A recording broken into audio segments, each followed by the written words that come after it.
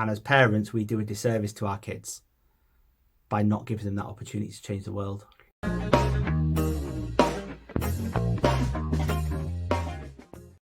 Hi, my name's Neurodadversity. I'm a neurodivergent father to 2 neurodivergent kids.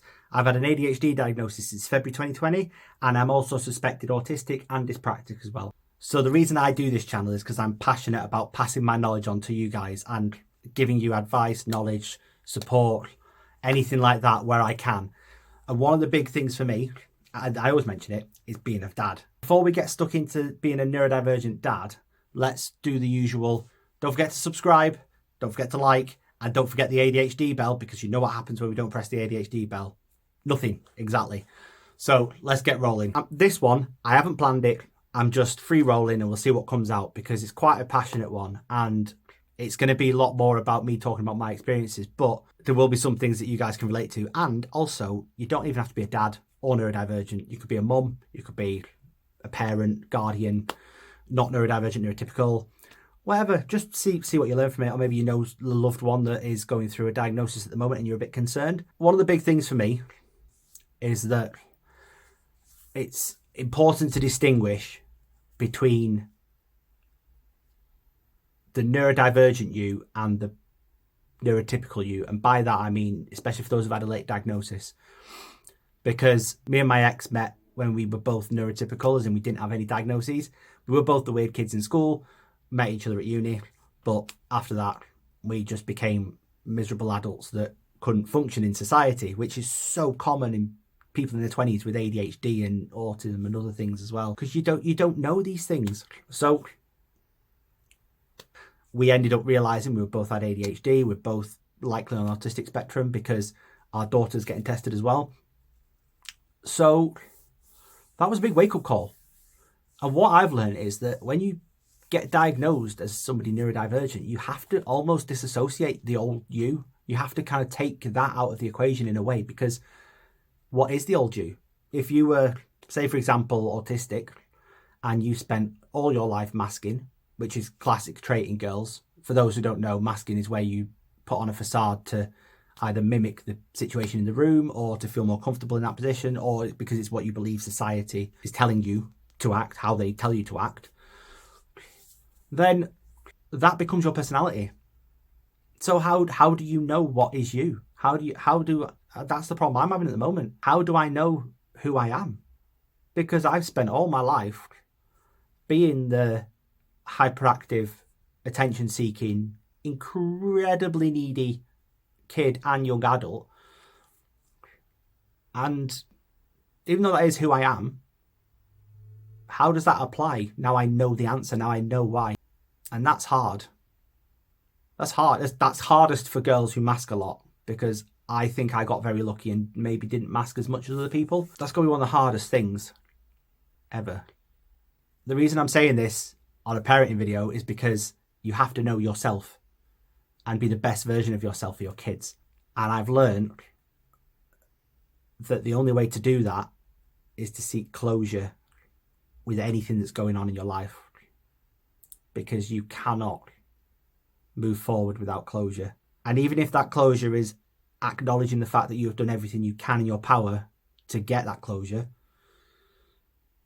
that's still closure. Since I've had that closure, my life has been so much better.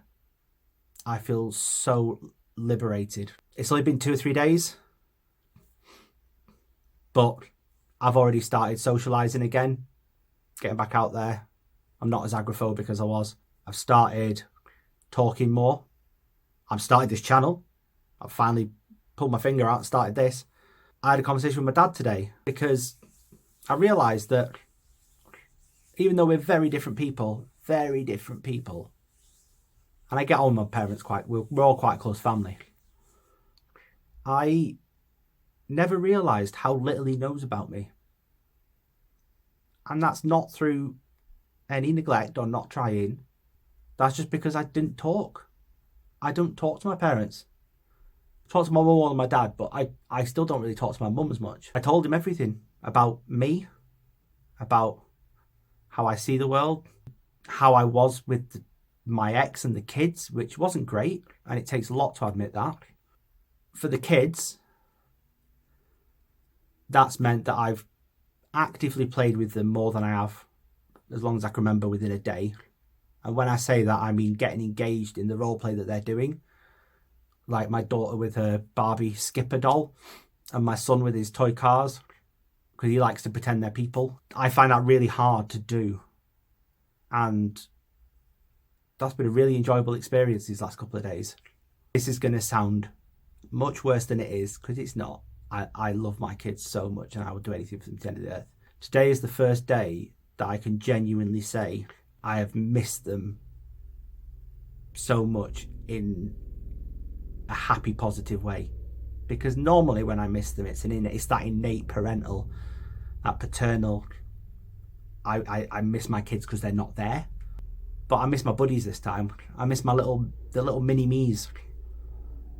You know, kids feed off parents so much.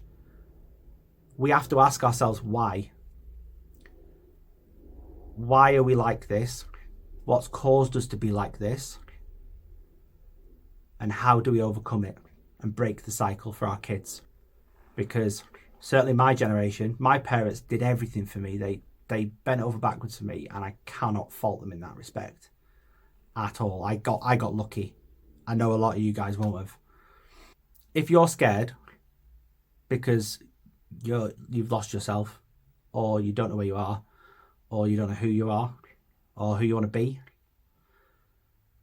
all I can advise is always ask why. And you'll hear that a lot from me, because that's one of my mottos in life. Just always ask why. You know, when kids keep going, but why?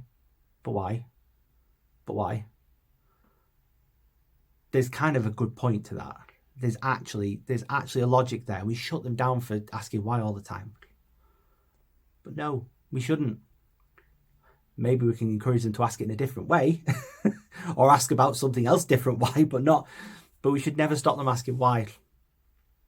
And I think that's the greatest gift you can give a kid, because even the most deprived kid, if they can ask why all the time and get the answers they need, and that's the important thing, they need the answers back, whether that's through you or your friends or your family or anybody else who's going to give them the love and support they need, school, whatever.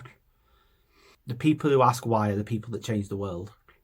And as parents, we do a disservice to our kids by not giving them that opportunity to change the world. And that was probably the biggest mistake that our parents made, was trying to make us see the world the way they see it. And I think our generation, not sure about Gen X, possibly Gen X, maybe you can comment, but certainly the millennials are the first generation that are going, no, we don't want our kids to be like us. I can understand the boomer mentality of, you know, when post-war there wasn't anything around, you want money because you need to live and all that kind of stuff, and live poorly. You know, I get that. My parents have lived that life. What my generation hasn't lived is an emotionally enriched life, where those who've experienced extreme amounts of sorrow have never experienced happiness. Those that have experienced extreme levels of happiness have never experienced true sorrow, which incidentally is why age 35 I'm having my first major crisis in life, because it's took me that long, because I'm not gonna lie, I would be doing a disservice to you if I told you that everything was hard or everything was easy, but we need to give our kids the opportunity to change the world for the better. And the only way we're going to do that, to learn from our mistakes. So if you've got a neurodivergent kid, please do not put them through any kind of therapy that involves them trying to fit society. Don't try and make them fit society, because they will suffer. And it looks different to every single person. But I guarantee you this, every person that's ever been diagnosed as neurodivergent, whether it's ADHD or autism or whatever it is, dyslexia, people have tried to mould them to fit the neurotypical society. And I'm sorry, that's not happening anymore. We're seeing changes, small changes, but we're seeing changes thanks to COVID, in a world where the neurodivergent are coming through now. And I joke about this, and you'll hear me say it a lot. if the world fell apart, who would win? The neurodivergent people. For the simple fact that they've been planning this all their lives. And it's no surprise that ADHD diagnoses have gone through the roof. Autism diagnoses have gone through the roof. More people are seeking mental health support than ever because they're waking up and realising how much the world revolved around nature doing its thing, and then all of a sudden COVID comes along and bam. But it's the neurodivergent people that are winning, because work from home, it's an agoraphobic's dream.